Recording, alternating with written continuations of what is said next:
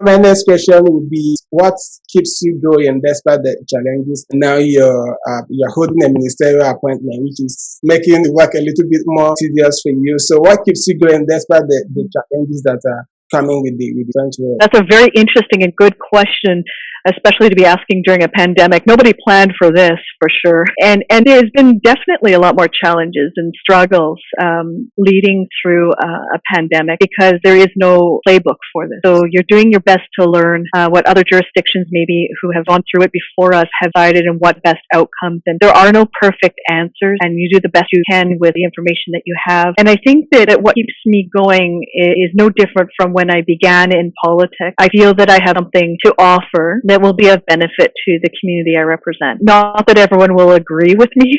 To some extent, you have to accept that. And I've always said that as long as I feel I still have something to offer that benefits others, then I'll continue to make myself available for this particular role. And if at any point I feel that my contributions are not helpful to the wider community, I will know that my time is up. Well, if you're making little small changes and little small, it's not huge, life-changing all at once. And I think of 232 that I was able to pass last session. And, that really said that children can be apprehended due to poverty. I also introduced a bill that would limit birth alerts. That didn't pass, but the government went ahead and changed that anyway, so which is good. You don't necessarily see big changes right away, but it's those little changes and, even inspiring the next generation that they could be, a politician. And I think of, the first woman politician was only elected in 2016, Indigenous here in Manitoba, and that wasn't that long ago. That's 5 years ago. And her name was Amanda Lackland. And the first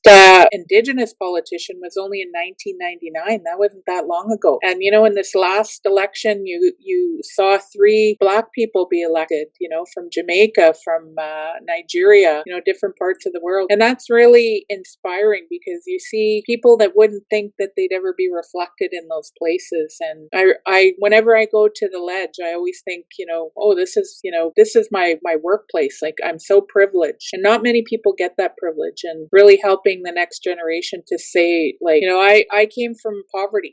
My parents struggled. I lived on welfare. My dad was abusive. I was in care. I was sexually exploited as a youth. I have a sister who's missing. Like, all of these things that put barriers in place. I overcame those barriers. And to say to people, like, you can do that too. You can have a job in that place, and it's doable. No matter what circumstance you're in your life. Like, people that have been incarcerated. People change. There's people that 2 years ago are very different people today. That was part of me running it. And I didn't think I would win, actually. I just put my name there, to say to other young Indigenous women that, hey, this is something that you can do. And, I challenge you to do it because, it's not easy to put your name on a ballot and to run because, you get all kinds of criticism and, not everybody likes you and people point out things. And it's like, so, and as an Indigenous woman, it's even amplified, right? And you have to have really thick skin. But you know what? There's a lot of people who also support you. And that's what you need to focus on, is the positive parts of it. The negative are not yours to own. They're whoever's bringing out that negativity, that's their negative energy. Let them own that. But, absorb all that positive energy and take that and let that lead you. And the love that you receive from the community, right? And that you have for the community. That's what help drives.